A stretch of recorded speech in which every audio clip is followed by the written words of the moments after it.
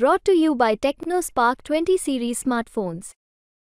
Sir, Baramati Lok Sabha मतदारसंघामध्ये महादेव जानकर यांचं नाव पुढे आलेलं होतं. कालपासून त्याची चर्चा झालेली आहे. नेमकी काय भूमिका आहे ही आमच्यावरती प्रेम करणारी जी काय मंडळी आहेत, ज्यांना सुनेत्राबाई पवार उमेदवार असल्याच्यानंतर भय वाटतं, अशीच मंडळी या ठिकाणी आशाबाईचा अपप्रचार करण्याचा प्रयत्न करत आहेत.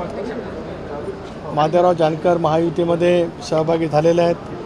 त्यांना एक लोकसभेची जागा देण्याचा निर्णय परवा झालेल्या मुंबईच्या बैठकीमध्ये त्या ठिकाणी झालेला आहे. कुठला लोकसभा मतदारसंघ त्यांना देण्यात येईल याची घोषणासुद्धा 2-3 दिवसामध्ये त्या ठिकाणी होईल. राष्ट्रवादी काँग्रेस पक्षाच्याकडे आज आता आमच्या महत्त्वपूर्ण बैठकीमध्ये मी आज राष्ट्रीय अध्यक्ष दादांच्याजवळ चर्चा करणार आहे. त्याच्यामुळे काही उमेदवारांच्या संदर्भामध्ये घोषणा केव्हा करायची या बाबतीमध्ये सुद्धा आज या बैठकीमध्ये चर्चा त्या ठिकाणी होईल. साहेब, नाशिकच्या जागेवर सर्व शक्यता त्या ठिकाणी असू शकतात. अमितभाई शाह यांच्याजवळ बैठक झाल्याच्यानंतर राज्यामध्ये 48 लोकसभेच्या जागांना सामोरं जात असतानाच 45+ आमच्या सर्वांचं उद्दिष्ट आहे.